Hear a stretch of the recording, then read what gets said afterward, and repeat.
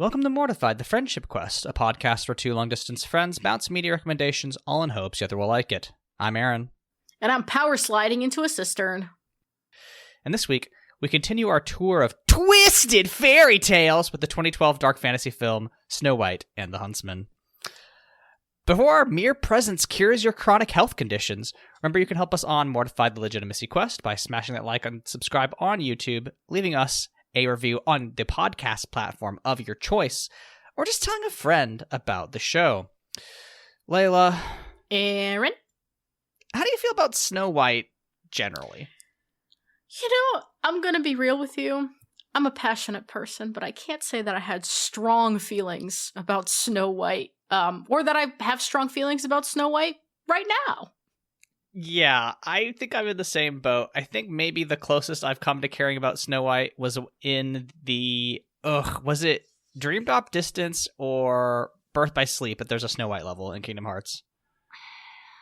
We're fake fans. We're out of the game. We're such fake fans. I want to say it was Dream Drop Distance, but I feel like it's DDD. Let's DDD. see. I mean, I guess Snow White is technically in Kingdom Hearts as a Princess of Heart. She sure is. But it is Birth by Sleep. And I think it is a testament to how much we care about Snow White that we said, and then talked about Kingdom Hearts for a full minute. Right. Kingdom Hearts is great. Snow White as a legend is fine. The Disney stuff, I've seen it probably once. No strong feelings. Enough. Yeah, no bangers in that original version, which is why both of us, I think, were like pleasantly surprised at this movie being like, I wouldn't give it an A, I'd give it a B. I gave it a solid 4 stars on Letterboxd. That's way higher than I would have put it, but okay. Well, because it was just honestly 2 of the stars were just 2 stars that are given for free because of the amount of cunt that Charlize Theron served. Yeah, I mean, listen, Charlize Theron is like putting this film on her 37-year-old back and heaving it up a dark and twisted forest path. But for comparing this to Red Riding Hood, it follows. Here's the thing. Red Riding Hood tried to incorporate all of the stuff that is in the myth, but like they tried to adapt it to that like 2010s audience. But Snow White here is kind of doing something else entirely. Obviously, we'll talk about how it's, trying to capture the spirit of Twilight. But also, or honestly, because of what's his name, Finnick Odair being in this movie, it's closer to the dystopian zone. We'll talk about that. But like, I think it is deviating from the Snow White myth in such major ways that it kind of avoids that like comparison that Red Riding Hood is doing, in pretty strong ways, I think. Yeah, it felt like, I was thinking about this while I was watching it, but it felt like the adaptation strategy that Red Riding Hood took was, they put every element of the popular understanding of the Red Riding Hood story on a whiteboard on Post-its, and then underneath that Post-it they put a second Post-it, and they said, how can we make this twisted? Like, it feels like that was the intent of that one. Meanwhile, in this Snow White and the Huntsman that they did, it actually felt like they were like, oh, hey, what is every plot beat here doing? And then what are we trying to do? And how can we make these plot beats serve the thing that we are trying to do? Which, I'm going to say that I admire what they think they were trying to do, which is to comment on the pressure on women to be young and beautiful forever and into eternity to maintain their power, and how that could twist you, how the pursuit of that could twist you. I don't think they did enough to set up Snow White herself as a foil to Charlize Theron's Ravenna to drive that point home, but they tried it, and I respect it. Right. There's definitely like a, whatever wave of feminism happened in 2010s, like is happening here. Mm-hmm. I think probably my biggest criticism of this movie just generally is that like Snow White doesn't do a whole lot, which is unfortunate, but like she's a walking gold PPO. I don't know what you're talking about. Now, what is a PPO? Because like that like to me like that is yes. Yeah. Oh, that's right. Yeah, okay. Yeah, that was the joke that I made earlier. God, I'm sorry. You're right. I was like, wow. I'm a fake health insurance guy too. Shit. Sometimes we do this project and we leave the podcast, and after we're done recording, we're like, wow, that really brought us closer as friends, and I've never felt further away from you than in this moment. I'm sorry. Anyway, if I'm a little bit off of it, it's because I've been waging a fruitless war against a fuck-ass ugly piece of wallpaper for the last several hours. And huffing paint fumes, don't forget that. Extremely huffing paint fumes for the last couple of days. The sanded leavings from wood paneling from the 70s. That's what I've been smoking this last couple of days. And in this economy, that's the new cocaine. Yeah, basically. I bet they're, I don't know what my previous homeowners were up to, but, it's old enough that if they were big cokeheads, there's probably some coke in those walls. Anyway, I guess we should probably summarize this, which I believe it's my turn. 5-sentence summary, thank you to Just King Things. Once upon a time, in the land of... there lived a super hot goth queen who, upon seeing a beautiful rose, pricked her finger, saw 3 drops of blood come out of it, and decided to immediately get pregnant. This resulted in the birth of Snow White. Period. Unfortunately, the hot goth queen died, but her husband, the king, went out to fight an army of obsidian monsters, but when he defeated them, they had a captive who was Charlize Theron, so naturally he married her immediately. This turned out to be, this turned out to be a bad idea because she was the evil stepmother and immediately took over his kingdom. Period. So that's 2. She imprisoned Snow White until she became of age, whatever that means. We'll talk about the sexual politics of this film in a bit. Then at that point, the mirror said she was hot enough to threaten her unless Charlize Theron could eat her heart. This puts Snow White, aka Kristen Stewart, in a bind, so she has to flee into the dark forest and get help from a huntsman and also her long-lost childhood friend. Is that 3? Or 4? I don't remember. I think that's 3, maybe. It's an aspirational 3. Yeah, let's call it that. While traveling with the Huntsman, who is Chris Hemsworth, she learns about the world and the struggle of her people against the evil queen.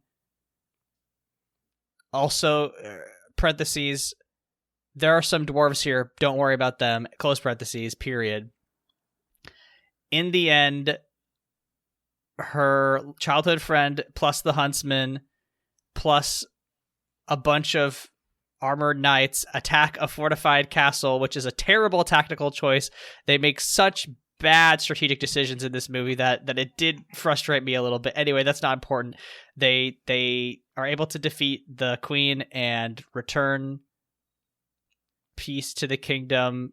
Parentheses, at some point Snow White does eat a poison apple, but then the kisses of both of her true loves bring her back to life, ?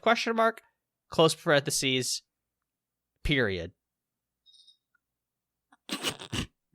So you did it.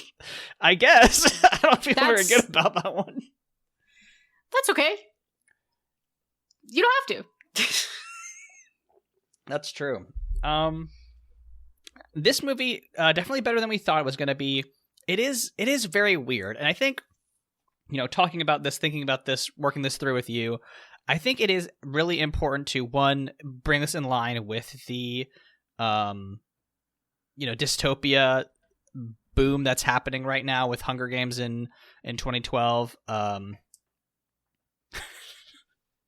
But also, I think it's very strange to see this like kind of fantasy epic, because Twilight's very much not that, and this feels aimed squarely at Hunger Games and Twilight fans. But like, I don't know, what was happening here.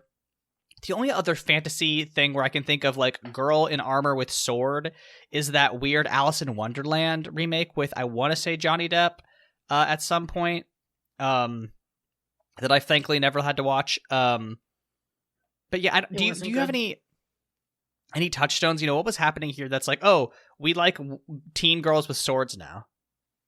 It's Hunger Games. Okay. It's fantasy Hunger Games, and you can tell it's in the Hunger Games pedigree not only because of Sam Claflin, but also same composer as the Hunger Games. Oh, I'm sure if really? I really dug into the IMDb, I could find a bunch of overlapping names. But truly, it's like pop culture kind of bifurcated in 2008. You could go the Twilight route, or you could go the Hunger Games route. And Case 2 kind of migrated from Twilight to the games, which is an interesting career pivot. Yeah. I'm looking at the poster for this movie now and realizing that it's not Kristen Stewart who is the face that is most directly looking at the audience in this poster. It is Chris Hemsworth and Charlize Theron. Kristen Stewart's like at like a half profile, which is such a strange. And this was produced by Alice in Wonderland. The same producer of Alice in Wonderland was in on this movie. So yeah, I didn't even realize that. Holy shit. When did the first Thor come out? I want to say 2010 because Iron Man was 2008. Thor 2011. The first Thor was 2011. So our boy, Mr. Hemsworth, is like, he would have been filming this as Thor was coming out, so he was still affordable for a production like this. Well, crucially, The Avengers comes out the same year in 2012, right? So like, yeah, I guess I see what you're saying. So yeah, like he is about to become a meteoric star.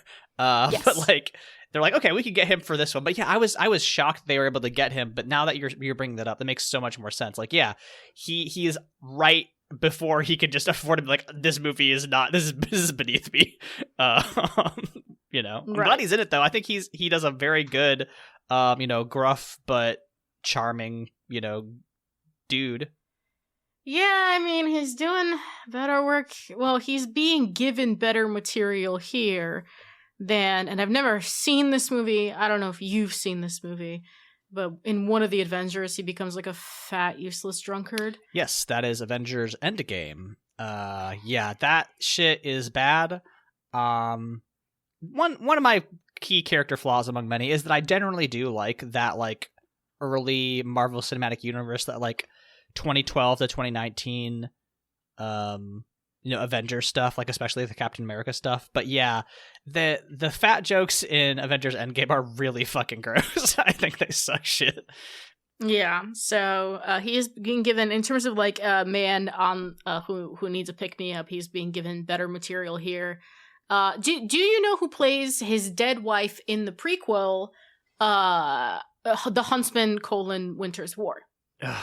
Sierra told me that there was a prequel to this, and I looked. I know he's in it. Mm-hmm. Do you know who plays his dead wife? This is in 2016. It came out in 2016. Mm-hmm. So who do I think plays his dead wife? It's not. I'm sure I know this actress. I'm famously bad at knowing. Do. I'm famously bad at knowing famous people's names, but I'm sure I know this person. because I know Kristen Stewart's not in this one.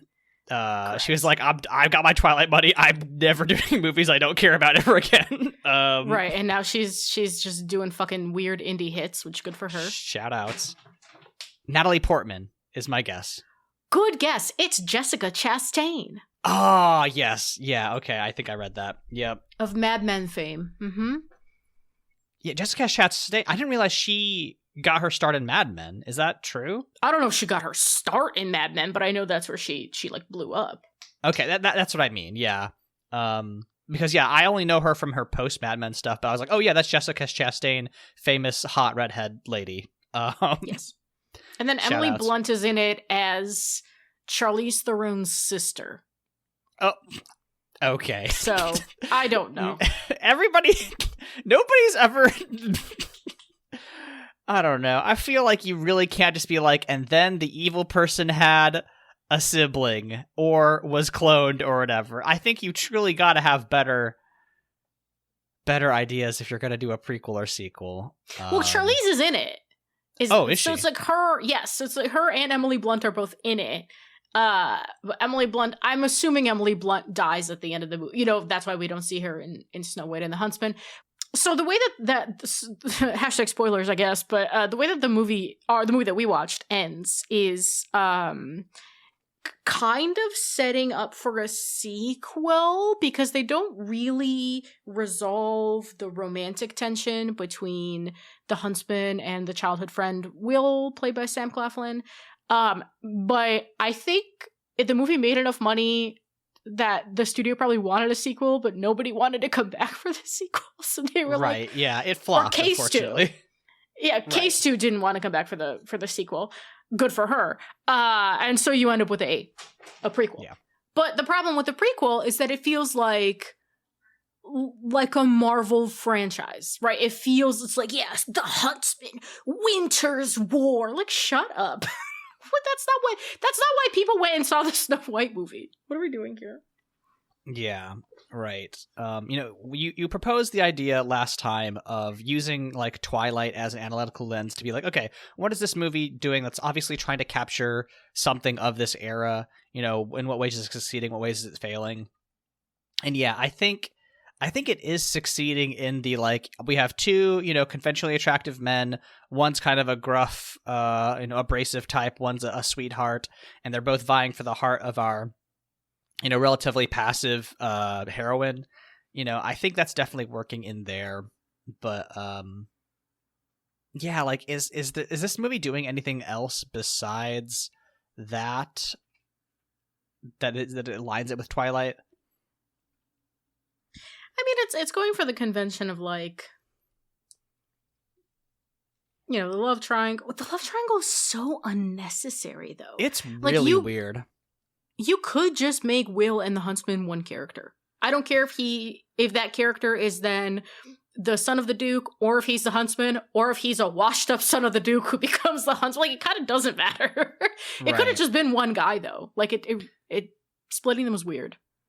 I know there's like stuff I want to hit from this movie, but like, now that we're talking about this, I really want to think about like love triangles generally, because like, okay, polyamory aside, love triangles are completely fine ways to build tension in a story. I don't think they're perfect, but it's like, okay, it's a classic trope. In Twilight, I think the love triangle works because Jacob feels like he has a stake in the world. He is coming from like an opposed faction, right? There's kind of a Romeo and Juliet quality, right? Or not even necessarily Romeo and Juliet, but like, the werewolves and the vampires are opposed to each other. That Jacob is from that faction that is opposed to Edward has meaning and weight in the story, and Meyer, for all her flaws, does invest time into how the werewolves interact with the vampires and affect Forks, Washington. Whereas like in these other two movies that we've watched, like, they're all kind of there. They're just like part of the scenery. The boys don't like have a stake in the world in the same way, or rather they have the same stake in the world, which is that they're opposed to an evil third group of people who's just kind of there. And once that evil is resolved, it's like, okay, well, we can go back to the status quo, as opposed to in Twilight, where it resolves into the Breaking Dawn showdown, which is, again, controversial, but fine ultimately. Yeah, I don't even know if the love triangle in Twilight works necessarily, because there is no moment in which Bella is spending quality time with Jacob and is viewing him outside of the comparison to Edward. Like, New Moon is where she spends the most time with him. Right. And she's with him because he's giving her a thrill that is tricking her brain into, like, seeing an apparition of Edward cautioning her away from whatever the fuck it is she's doing. Mm-hmm. Riding motorcycles and cliff diving. Mm-hmm. And the choice between Edward and Jacob if Stephenie Meyer wanted to be effective in this, then the choice between Edward and Jacob is a choice between life and undeath. But because her vampirism is already just a metaphor for losing your virginity, then it falls apart. Right. Yeah. Right, because she's not choosing undeath, she is choosing to bone. And I think the reason this movie, the Snow White and the Huntsman, I don't know if it fails necessarily, but I think it made the smart choice to not really resolve the love triangle outside of the fact that it's the huntsman's kiss that brings her back to life from the poison apple, is because it doesn't really, because of the thing you pointed out, like, both of them have the same stake. No matter who she ends up with, it doesn't matter. They become king consort. And everybody unanimously loves this girl because she's a fairy tale princess. So who gives a shit? It's just kind of like, what sexy man do you want to go to bed with that night? Right. I mean, yeah, I think crucially, Wikipedia's plot summary points out that both of them kiss her, and like she cries a single tear for each one. So technically, it's both of their true love kisses that restore her from the poison apple bit, which I think could be interesting. But again, by leaving it unresolved, polycule. I mean, listen, I think that would, if the men kissed each other. Now there we go. See, that's what we're saying. It's Sam Claflin and Chris Hemsworth making out at the foot of her deathbed, and her Fujo sense is just so strong. I was going to say, I don't think the infrastructure of 2012 United States, teen girls could have handled the Fujo energy that would have just blown the east and west coasts off of this continent if they saw those two men kiss. It would have been insane. We just started the Fujo revolution in 2012. Because listen, this is the key. We got the kind of like, polycule or energy, or maybe it's just Chris Hemsworth and Sam Claflin that are in love, and they just have like a Fujo supporter in the Queen. And then, Red Riding Hood, we go back to Prudence's like lesbian awakening. I'm just saying, both of these movies could be better if they were gayer. Oh my god. Let's talk about some of the stuff that I highlighted in our outline, despite the fact that we're half an hour in, and we've already been talking about it. We haven't talked about a single actual scene. This podcast format it's falling apart by the week. It really does feel like its hosts disintegrating before your ears. I want to talk about why the first time that I thought that this movie might be good, which is that there was a cool... Well, firstly, crucially, super important, within the first 5 minutes of this movie, we do get a single solitary shot of people at their fields. And I was like, yes! We have agriculture! It's gonna be a good movie. So you don't get to hear my bitching about there not being a food supply in this fantasy realm. No, we'll hear the bitching about the strategy of going after a castle fortress later, though. You shouldn't use an all-cav army to attack at a fortified position on the water. What are you doing? Anyway, don't worry about that. All the horses got shot. They all died. They all died because of the archers. It's fine. There's a bit where the king goes out to meet the shadow army, One, they make a point that they say that the Shadow Army takes advantage of how sad he is, which I think is a very fun thing to be like, King's wife is dead. He's probably too sad to lead an army. I think that doesn't come up in history that often, but I think should. I wish that we got more insight into how people's grief affected their military prowess. I agree. I think the last time I remember something like that being mentioned in a story is when I read Song of Achilles. And Achilles was so upset about the death of Patroclus that he did just a bunch of really dumb shit on the battlefield. Yeah. Mm-hmm. Somebody should write like a longer version of Song of Achilles that explains all that. Even more emo? Yeah. Maybe they could do it in verse or something. I don't know, just an idea. Fuck off. I was wondering if you would get there. You need to get the health insurance joke, you rat bastard. Okay, I'm sorry. We're even now. We are. There's a cool scene where there's like this big army, and they ride out, and they take their armored knights and they ride through the army, and they start like smashing the soldiers, and they're like made of black glass.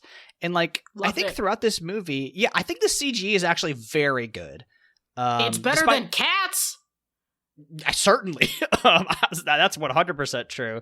Like it's just strangely, clearly the budget for this film is like 150 mil, I want to say. So 170 mil according to Wikipedia. So not inexpensive. They put a lot of money into it, but I think it looks great, and I think they're making intentional choices. Like the shattering of the black glass soldiers looks really cool and edgy in a way that I think works for what this film's going for. And at that point, I was like, okay, they're clearly caring about the effects. They're clearly trying to create a mood. And then they're like, and they find what's her name, Charlize Theron, in this like lone carriage, and she's just kind of like, oh, help, and it's like, it's very clearly a Trojan horse, but I don't know, it's Charlize Theron. Like, listen, if Charlize Theron is like, wow, thank you for saving me, I don't know, are you not supposed to immediately marry her? Like, I get it. I get it for skirting. I like that in that reveal, she's in that little cart and she's like curled up in the corner and her hood is covering her face and dirty feet, dirty hands, chains. And then like the hood reveals and it's like the cleanest face, beautiful big green eyes, blonde cascading hair. Like, yeah, okay, I see what you're doing. And it's working. Yeah. No, I think the I don't know. I think Charlize Theron's just great. I think she's actually in. Does she play the evil sister in that other Thor movie? The like one good Thor movie, Thor Ragnarok? Oh, it's either her or Cate Blanchett. I want to say it's actually. It might be Cate Blanchett. Okay, I get them confused. They're very similar, cunty, beautiful white women. Right. Charlize, I believe, was in Fast Furious though, and she did fight Michelle Rodriguez. Oh, yeah, I remember that.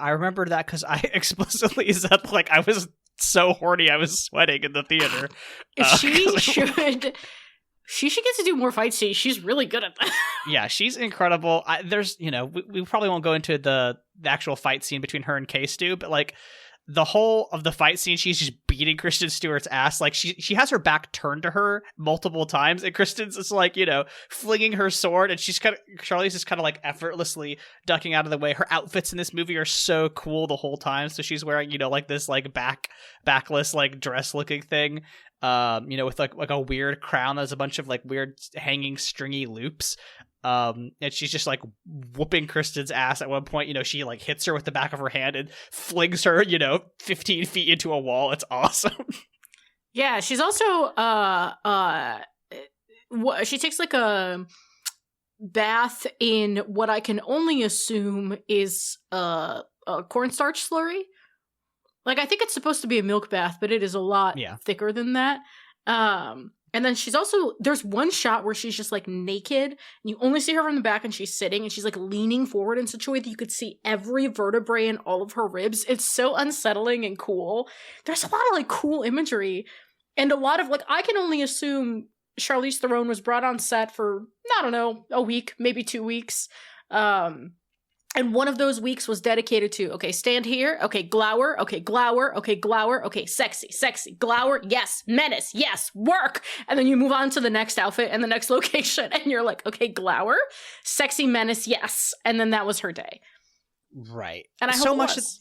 Yeah, I mean, so much of this movie that works is her just going the fuck off. Like, so we didn't mention this. She has a brother.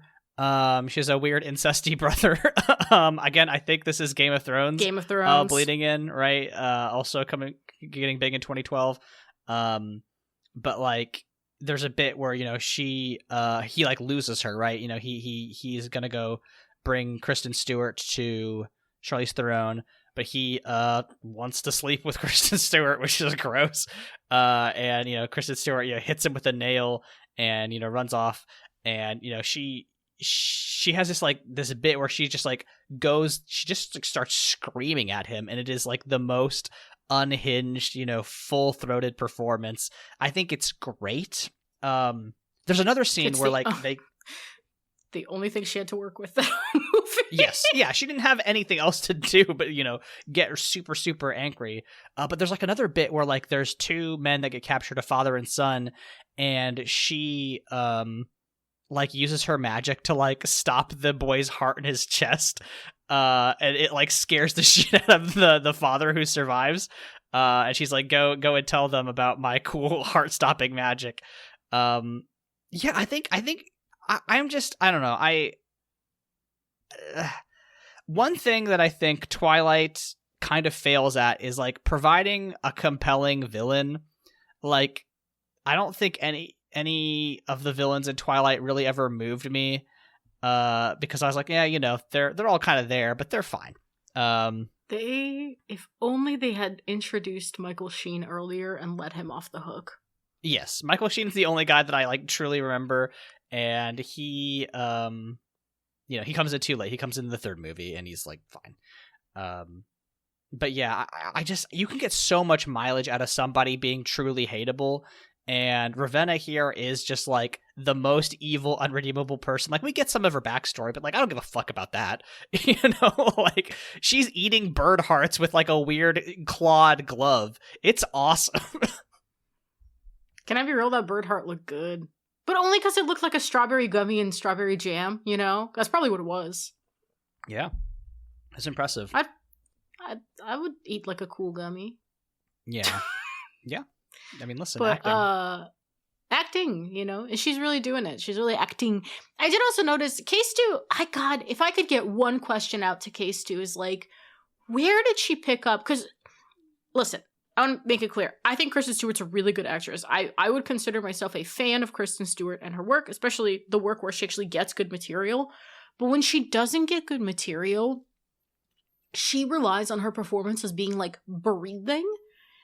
And I'm like, where did you pick that up? Like, where did you observe the way that people breathe so much that becomes your acting in absence of good material? Because it's like an interesting move. It's not nothing, you know?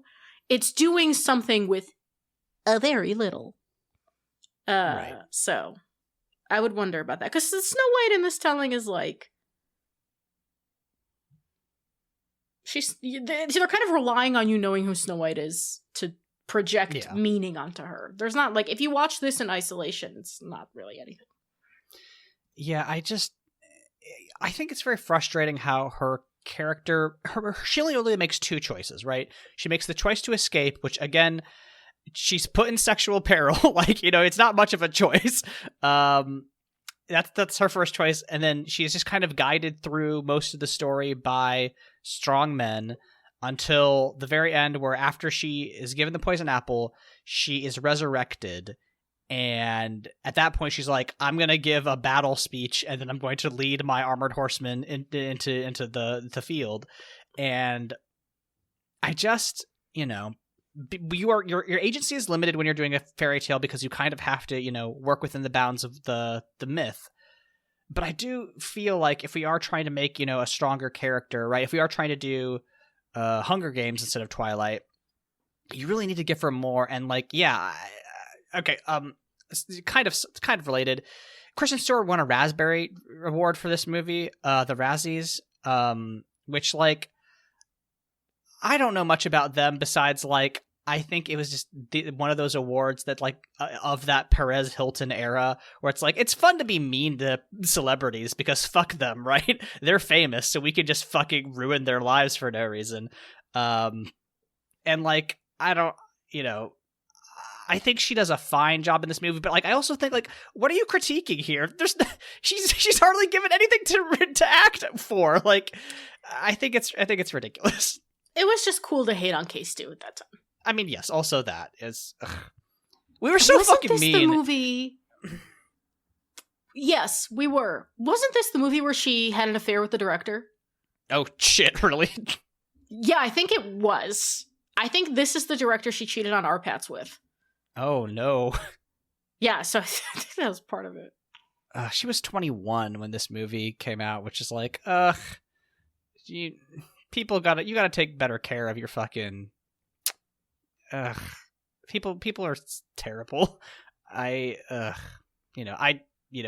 I feel like is strong. I'm sure she was like into him or whatever, but No, like she cheated on Robert Pattinson with the director, I'm pretty sure.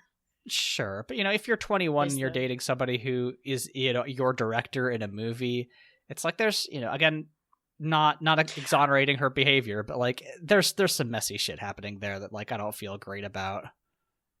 Oh, listen, I'm not casting aspersions. Right. I'm just saying, sure. I think part of the cultural zeitgeist of hating on Kristen Stewart, who was already being hated on for being cast in Twilight, is that, not only were you cast in Twilight, but you got to date Edward Cullen IRL, and then you also cheated on him. Yeah. So, speaking of, and you know this, I told you this in private already, but I recently read Ayn Rand's Russian writings on Hollywood, because I'm an insane person. Yeah, and I just want to point out... This is not for content. You just did this of your own volition. Yeah, I just did this. I do want to point out that even in the 1920s, when she was writing that series of essays, she pointed out that the thing about American cinema is that Americans treat stars like part of their own family. Like, there's already that parasocial relationship. And I think reading that and kind of seeing that that's been a problem here for 100 fucking years does make me feel better in that at least it's not like a new thing that was invented in 2008, because it did feel like Kristen Stewart, like the level of parasocial connection that people had to Robert Pattinson and the like personal animus towards Kristen Stewart, it felt new, but I guess it wasn't, It probably felt new because of like the social media internet era becoming, able to do this kind of like personal attack. So like, it was new in the sense that it was like mediated by different technologies, but right. Yeah, clearly this is a thing we've been doing for as long as there have been people in the spotlight. It's fun to, talk shit about the king. Now, I mean, I don't know. It's messy, but yeah. Yeah, I don't, to bring it back to your original point, I don't think she should have won a Razzie, but one last note on the Razzies. Did you know you don't get to keep the trophy? What the hell? You have to give it back because they can't afford to buy all new trophies every year. So you have to give it back. I mean, that's very funny that the Razzies are, a notorious award that's like, we're giving it to those celebs that are, so stuck up and haughty, and also they're such losers that they can't give away their own trophies. It's very funny. Every celeb that I've heard talk about it, I don't think it's as mean-spirited as it used to be. Like, because some people like willingly go to them now and like have a good time. Yeah. Yeah, exactly. Like, it's kind of an in-joke now, which is completely fine. But back in this era, like 2012s, it was very mean-spirited. I remember not liking it very much. Yeah. We haven't even talked about the magic mirror. It's a gong. It just looks like this weird gold disc that like a hooded golden man comes out of. I think it's sick. It's the only thing I could think of when I was looking at it was, God, can you imagine the noise it would make if those actors dropped? I'm sure it would be horrendous. I'm sure it's not actual, like, bronze or whatever. I'm sure it's, some alloy, but it looks cool. But it's metal. Yeah. I don't know. When we're thinking about adapting the Snow White myth, right? I think this is a great way to do the mirror thing. Like, obviously Shrek, you can't beat Shrek's mirror, which is just like, a TV show host. But I think there is something to just being like a weird golden hooded, like it's closer to the Christmas Carol version of death than any sort of like, face, right? Like it's usually depicted as like a comedy mask face, right? Or the drama mask face. I really like this version of like it's an advisor draped in gold that is also like pretending you're doom, in a way that's like, yes, you are concerned about your place in the world. Let me tell you what you need, but also like by inviting me into your life, you are bringing destruction upon yourself. I think that's cool imagery. You get so far with imagery, it seems like. Movies are. I mean, this movie is all imagery, right? Right, that cunty fairy elk, that was cool as hell. Oh, the troll thing, right? No, the elk. Oh, the elk. I forgot what elks were for a second. Or it's a elk, heart, I believe, HART. Genuinely, the first thing I thought when I saw that, I was like, oh, it's like Xerneas from Pokemon. It's just like Xerneas from Pokemon is the thing. And then it like explodes into a billion fairies. Cool as hell. Sick. Yeah. I don't know, like I think this movie would be like truly so much worse if it didn't have any of this good imagery. And like it would be Red Riding Hood. Right. And this is, I mean, listen, right, you're a film expert here. Is relative to me. I think you've probably seen double the movies that I've had because I just don't watch that many movies. Yes, if we're strictly talking in relativity to you, yes. This is like a this isn't even a 101 level question. This is like a high schooler realizing that art exists question, but it's like can we hand it to movies just for their imagery, right? Do they need to have narrative, or can you just hand it to the a film to be like, hey, here's some images that are supposed to provoke a feeling in the audience. If they do that successfully, is this a successful movie? Can we discount a lot of the other stuff? My immediate answer in my head, the first thing that came up when you said that was, I think you're describing a music video. But my second and more true answer is, I think that there's no objective answer, right? Because I think you can get by on a lot of imagery, and then once you start getting into oops all imagery, then you start asking questions like, okay, well, what makes a movie? Does it need to be coherent? And I think that is actually like a film 500s level question where you can get into some really sick, nasty, dirty debates about it. I think the better question with regards to this movie in specific, and movies like this, is how much percentage wise can a movie just be vibes and imagery before a commercial audience starts to reject it? Yeah, I don't know. I mean, like, I don't know. Like, are you and I, when we're watching this movie, even a commercial audience, right? Because, like... No. Right. We have...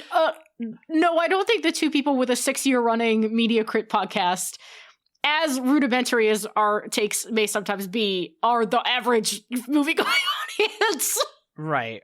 Which makes me think, like, okay, for our purposes as quote-unquote media critics... people trying to understand art, what does it mean that a piece of art can, be middling to bad? I think there's some, like, I think probably the worst part of the movie is when she gives her, like, battle speech, because I think it's just a terrible speech. It's fucking nothing. Like, but, like, the rest of it be broadly enjoyable.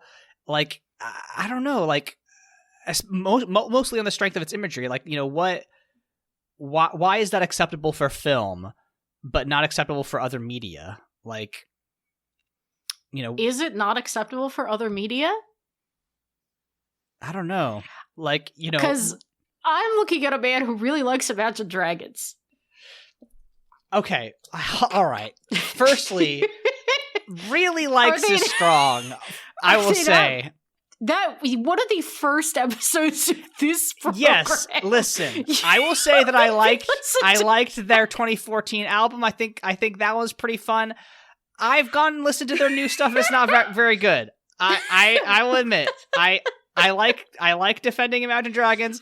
They're not that good of a band. That's fine. I'm willing to accept that. Okay, well, first things first, you still like their so yes. And you just still make me listen to it, and it's still relevant because it is mostly imagery. Like, there's not a lot of depth in the music of Imagine Dragons. No. And you're talking to a person who likes you're talking to a person who has saved their song with Anu, Take Me to the Beach, the lyrics of which are mostly Take Me to the Beach. But see, I feel like in music, right, you can get away with that because you're just kind of, you know, there's music happening, right? Like some of my favorite songs have, you know, completely like basic lyrics. In fact, that's something I know about myself, is that I like when the lyrics rhyme and the music carries it the rest of the way. But so how is that different than film? So in theory, film needs to convey narrative. In theory, sure. But the question is, how much can you get away on vibes? I mean, I guess that's, you know, obviously, it depends is the answer, which is not very interesting, but it is the answer.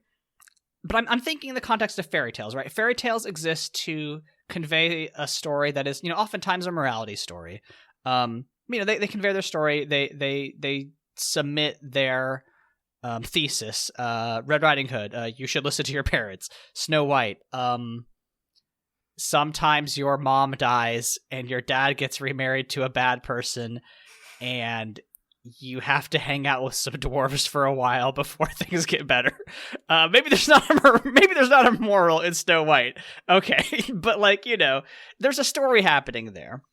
Does it matter if the story is not that interesting as long as like you're having fun along the way in a movie? I don't see why. I'm confused as to why in a movie is the qualifier here. Because what to you makes a movie so special that there's like a specific burden of sense or of quality? Because film is a kind of media that is both written and visual, right? You know, I think about this because I am a, you know, wannabe novelist turned wannabe YouTuber, right? I think about how everything in novels is writing, right? You know, yes, that's what books is. Books is words. Not surprising there. But when I tried to put my essays into video format, right, I had to learn a lot of different skills to take those words and add a bunch of other extra shit to them to make that narrative work. And it's like, okay, if I made a, you know, video essay that was basically just a bunch of cool images, that's not the same thing, right? Which is obviously a video essay very different than a movie. Why? So actually, what I've just discovered is that you undervalue your own skill set as a writer so much that you consider it one skill set.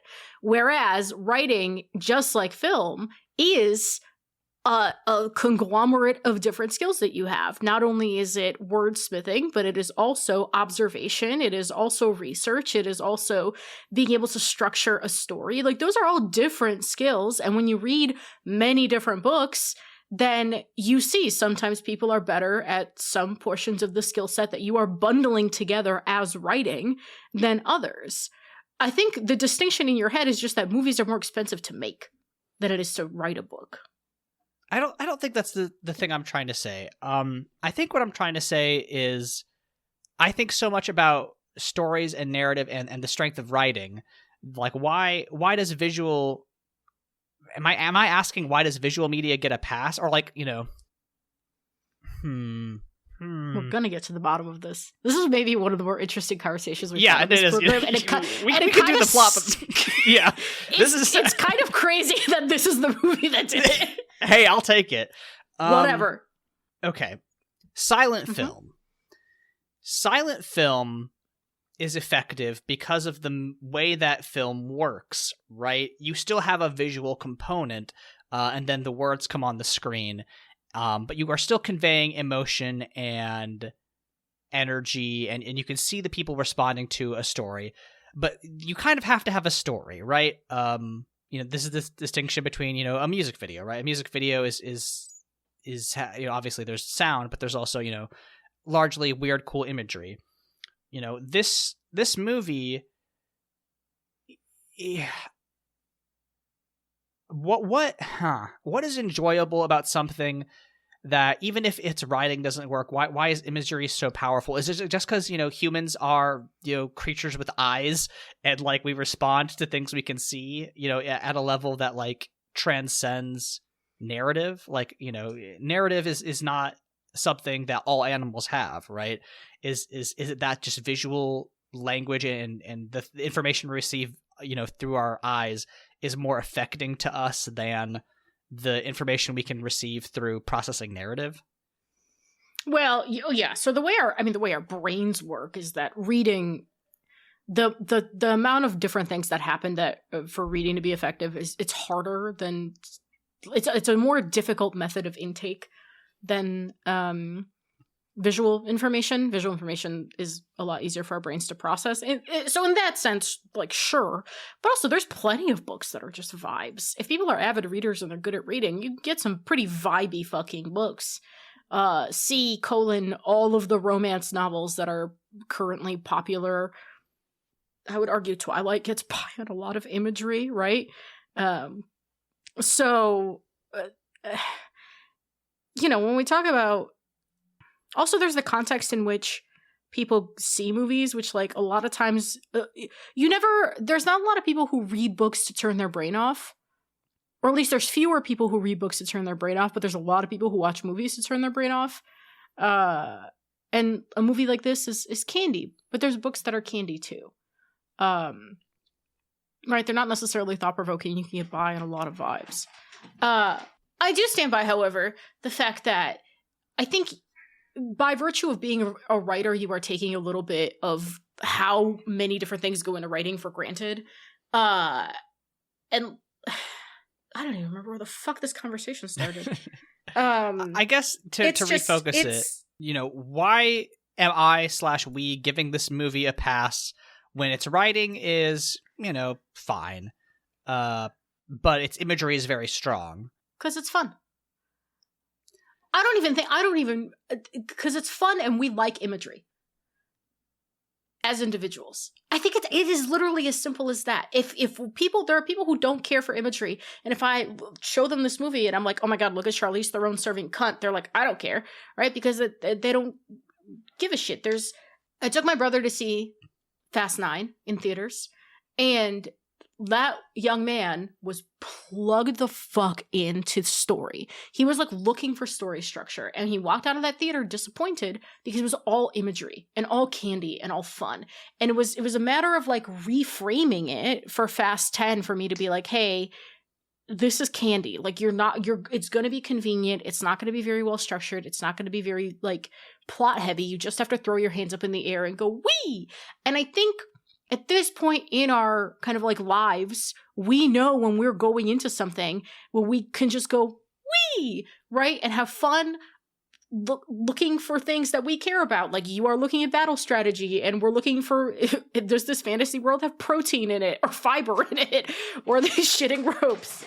And again, we are not a typical movie-going audience.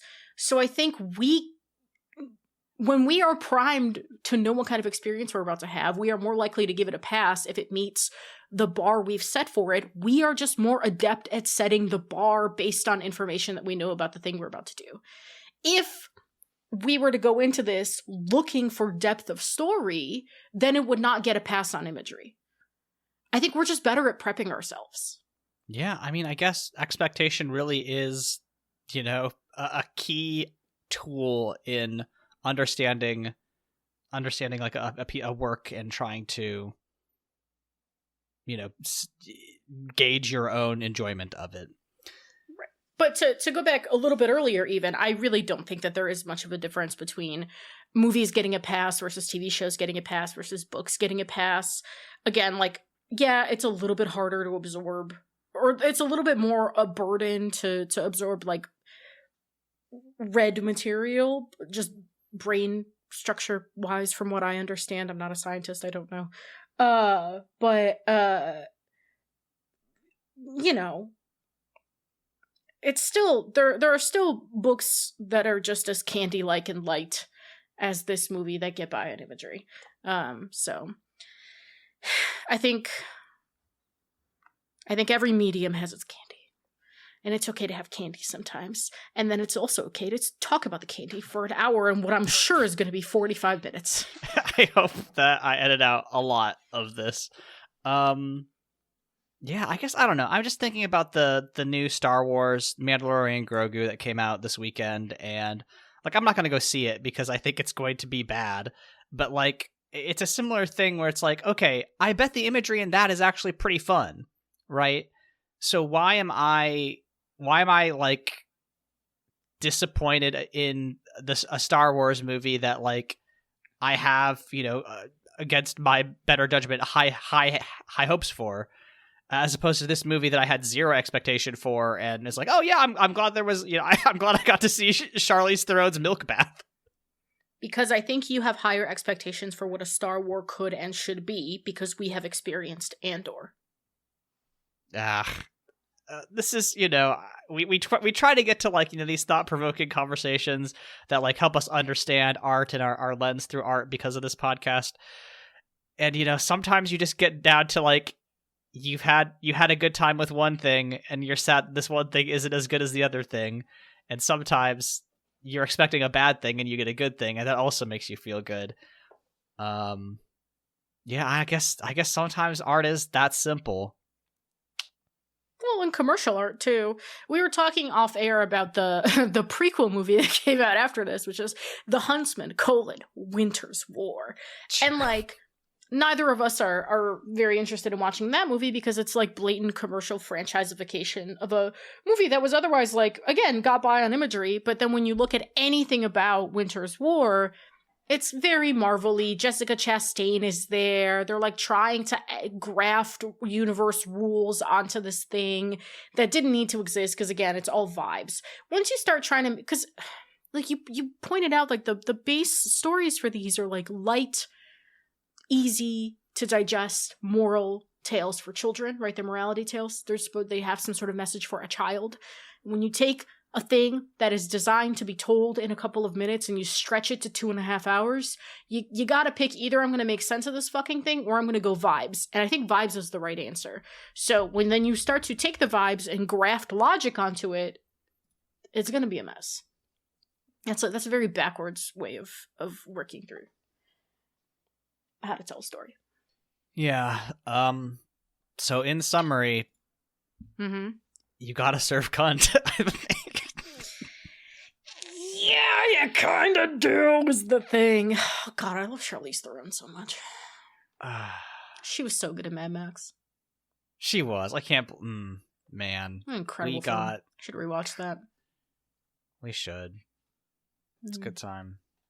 Good time. Well, I don't know. Do you have any other thoughts on this movie? I mean, I don't know. Like, as far as the project of fairy tales, do we have any, like, closing thoughts about, like, why... how this fits into the larger narrative that I guess began with Hoodwinked. Oh, well, we kind of talked about it, right? Where it's, like, trying to be more Hunger Games than Twilight, which is interesting because I think at first huff, when you watch the trailer for this movie, it's like, oh, it's Kristen Stewart trying to ride, or like a movie company trying to ride out Kristen Stewart's popularity from Twilight, but then you actually watch it and you're like, oh, actually it's kind of a departure, because it's putting her in, like, full male, which I think is fun. it was a completely enjoyable movie. I wish I'd seen it in theaters because it's a spectacle and it's pretty and it's fun and the music's good. And I wish I had a big Coke, you know, the eternal American craving for big beverage and like a thing of pretzel bites. I would have had a great time. But alas, I was kind of sick of Kristen Stewart at that point too. So can't win them all. Can't win them all. A fan now, though. Yeah, there you go. Leyla, when we are not puzzling through thorny questions of art that sometimes resolve themselves into simple truths about ourselves and the world, where can we be found on the internet? You can find me at LEYLSES on Tumblr and Blue Sky. Hockey season's over, so I'm posting less. My recommendation for the week is my friend's game, Video Hole Episode 2. Actually, quite in the spirit of this production, if you have like 6 to 8 hours to spend on a video game that I would summarize as like Spec Ops: The Line for modern media crit, but it's like also goofy and quirky and fun. I played it. I really liked it. Like a lot. I'm actually kind of underselling it. I kind of spent the entire evening yesterday shaking my group chat down and going, hey, everybody, we should be playing this game because it's kind of incredible, actually. So, that is my recommendation. What about you? You can find me on Blue Sky at AAVoit, Tumblr at Monster Factory Fanfic, and youtube.com/@AAVoit, where I talk about tabletop games. I have a video out. Yay! It took me forever. Whoa! I got a new video out. It's about the economy of John Harper's Blades in the Dark, and not the economy, but like the why crime happens in Blades in the Dark. And part of it's the economy, and part of it is I use a book from 1889 to explain why crime happens, which is problematic, but I think it was a fun exercise. If you want to, if you have any interest in thinking about the settings of tabletop games, I think it's a fun short watch. So check that out. Our theme song is Obsolete by Keshko from the album Filmmakers Reference Kit Volume 2. You can find more of their music at keshko.bandcamp.com. Leyla, how shall we say goodbye to Kristen Stewart and Charlize Theron? I don't know, Aaron. I feel peculiar, queer almost. What? Since when? We'll see you all next time.